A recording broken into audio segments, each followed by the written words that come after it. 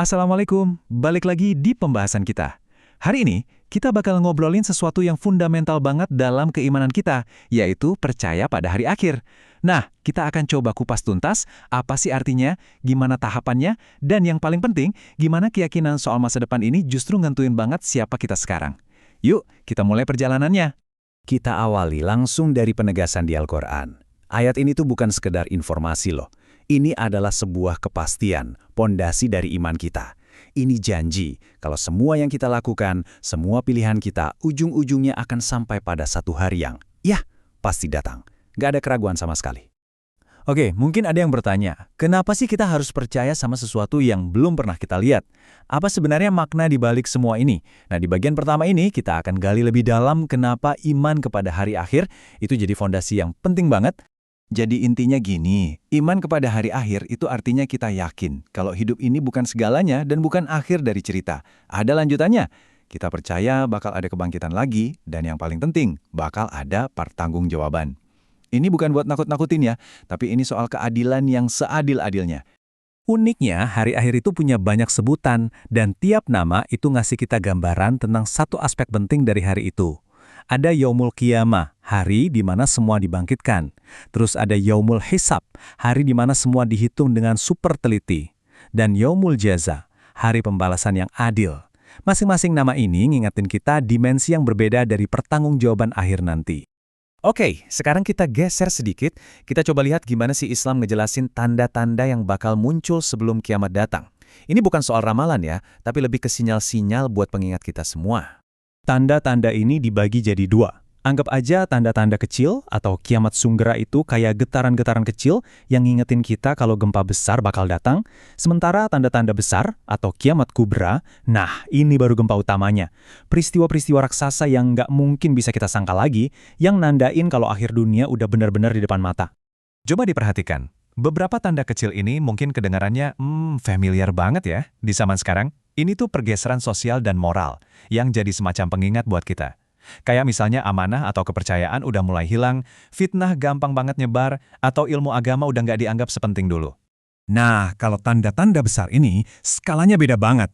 Ini udah level kosmik yang bisa mengguncang tatanan alam semesta. Mulai dari munculnya Dajjal, turunnya Nabi Isa, sampai hal-hal yang di luar nalar kita, kayak matahari terbit dari barat. Ini adalah penanda akhir yang udah nggak bisa didebat lagi.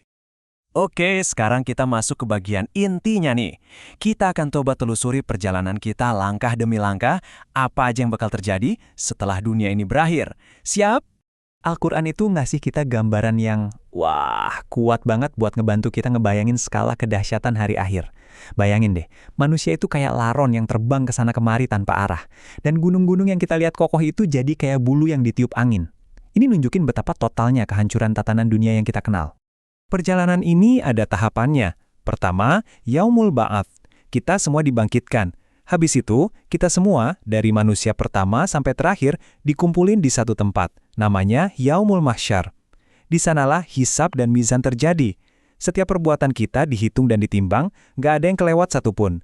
Terus, fase penentunya adalah saat melintasi jembatan As-Sirat, yang bakal nganterin setiap jiwa ke tujuan akhirnya, surga atau neraka.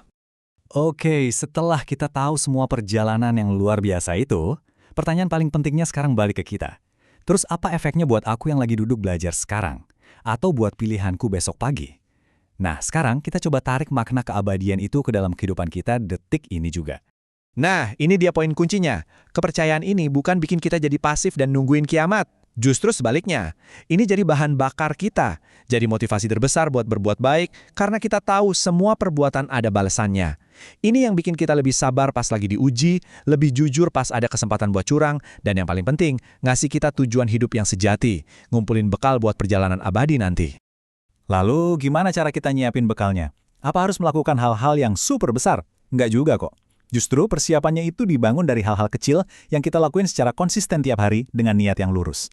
Aksi nyata dari iman ini ya ibadah kita, jujurnya kita, hormatnya kita ke orang tua dan guru. Bahkan cara kita belajar dengan sungguh-sungguh itu bukan cuma buat nilai, tapi itu bagian dari amanah ilmu.